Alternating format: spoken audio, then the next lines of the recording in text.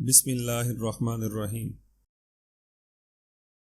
اے پیغمبر، تم پر تمہارے پروردگار کی طرف سے جو وحی بھیجی گئی ہے تم اسی کی پیروی کرو، اس کے سوا کوئی معبود نہیں ہے، اور جو لوگ اللہ کے ساتھ شرک کرتے ہیں ان سے بے پرواہ ہو جاؤ۔ اے پیغمبر کہہ دو، میرے پروردگار نے مجھے ایک سیدھے راستے پر لگا دیا ہے جو کجی سے پاک دین ہے، ابراہیم کا دین، جنہوں نے پوری طرح یکسو ہو کر اپنا رخ صرف اللہ کی طرف کیا ہوا تھا، اور وہ شرک کرنے والوں میں سے نہیں تھے۔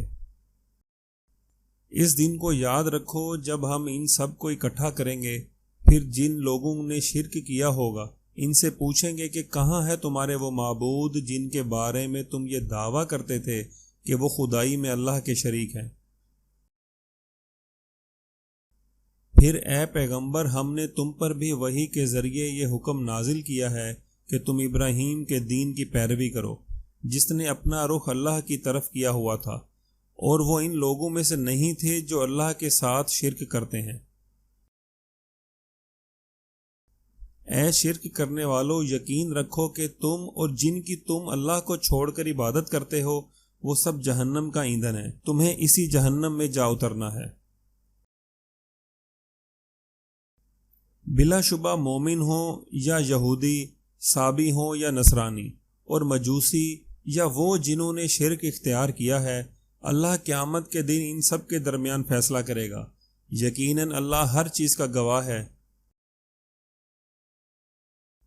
تم یہ بات ضرور محسوس کر لو گے کہ مسلمانوں سے سب سے سخت دشمنی رکھنے والے ایک تو یہودی ہیں اور دوسرے وہ لوگ ہیں جو کھل کر شرک کرتے ہیں، اور تم یہ بات بھی ضرور محسوس کر لو گے کہ غیر مسلموں میں مسلمانوں سے دوستی میں قریب تر وہ لوگ ہیں جنہوں نے اپنے آپ کو نصرانی کہا ہے۔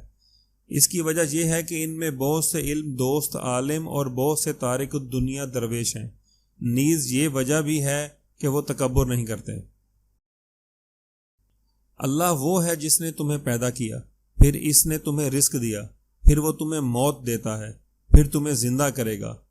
جن کو تم نے اللہ کا شریک مانا ہوا ہے، کیا ان میں سے کوئی ہے جو ان میں سے کوئی کام کرتا ہو؟